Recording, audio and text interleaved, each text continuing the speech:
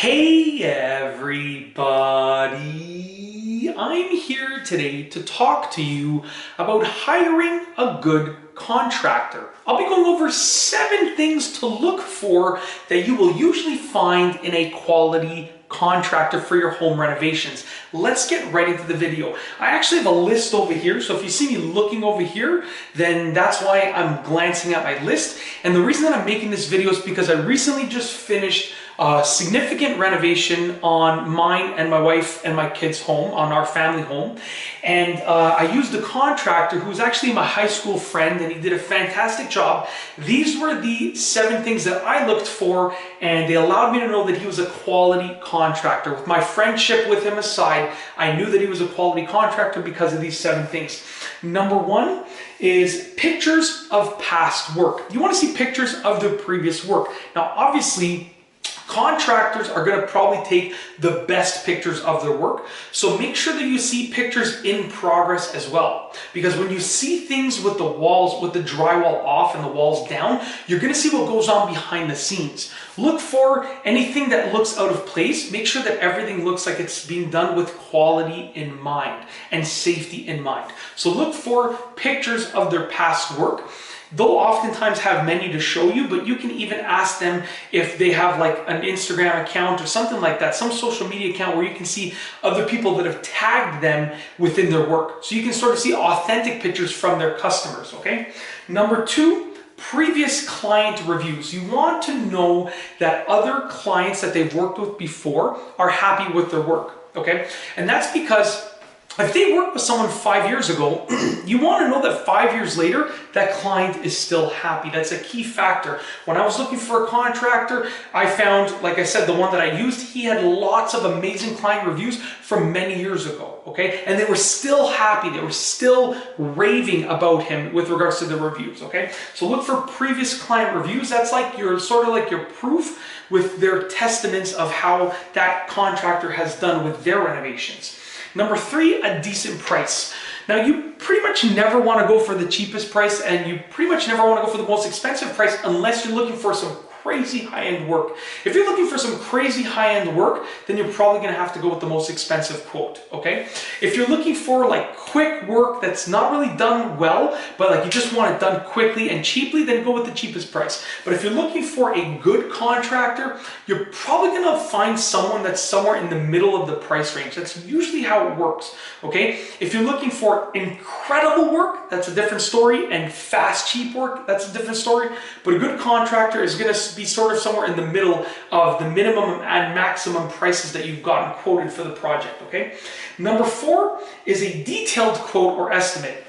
You don't want them just giving you a rough idea of the entire project. I'm just going to tell you one number for the entire project. You want to know exactly what's included and what's not included. When I was looking for a contractor with my wife, we found, like I said, my friend, and he had given us a super detailed quote and estimate with every single thing that was included. Number 1, this is great for you to understand what is included so there's no surprises at the end or during the renovation. But number 2, it's great because this is similar to a contract where you can always refer back to it saying, no, you told me that was going to be part of it, or no, we actually, that was never on the list to begin with, right? It serves as sort of like a guideline for what's included and what's not included. Number 5, an honest timeline. Now, there's going to be lots of contractors that are going to come in and tell you it's going to take 2 weeks, when in reality it's going to take 2 months, okay? So you want to make sure that the timeline that they're giving you is realistic. Now, I did my previous renovations at our previous home myself, okay? So I knew roughly how long things would take. And when I heard the contractors that I quoted out were actually all honest with their timelines. They were all very similar with regards to how long it would take. Okay, but look for an honest timeline. Don't look for someone that's going to pretend that they're going to do it faster than they can. Look for the honest truth because it prepares you for what's the reality of the renovation. Number 6, what they will need from you. What are they going to need from your end, okay? Now, in my case, I was the one who bought all of the actual tiles and the materials, and the contractor installed them and prepared everything for them, okay? For instance, I went and sought out a kitchen person who built the kitchen and designed it, but the kitchen person installed it as well, but the contractor managed the kitchen installation and the kitchen, like, you know, when they came up with the drawings and stuff like that. So just figure out what they're going to need from your end. Are you picking up the materials? Are you ordering the materials? Are you ordering the finishing materials or the raw materials like the drywall and stuff? Just figure all that out. Lastly, number 7, look at the condition of their tools. Now, this is a key factor here. Now, don't get me wrong, there are many exceptions to this rule, but for myself, I always look at when a contractor comes, when they're coming to give you an estimate, they might look like super clean and stuff like that, but in reality, you're probably going to want a contractor who is on the tools, as we like to say, meaning they're actually doing a lot of the work themselves, or they're really involved, so they're probably going to be a little bit dusty. And yes, they might show up to your house in a business suit and they might have worked all day, you know, doing drywall and electrical and plumbing and stuff. That's totally understandable. It happens. But most of the time, the contractor is going to come in their work attire, meaning they're going to be dusty. They're going to have paint on their clothes. They're going to have caulking on their clothes, okay? And you want to look at the condition of their tools. Are their tools spotless and brand new? And they might have just got new tools. Don't get me wrong. They might have just purchased a new tool set. But most of the time, the tools will at least look used. They don't have to be abused, and people can clean their tools, but when you use a hammer, no matter how many times you clean it, it's gonna look used, okay? So just look for used tools. That lets you know that they're involved. And you need them to be involved because they need to know what's going on, okay?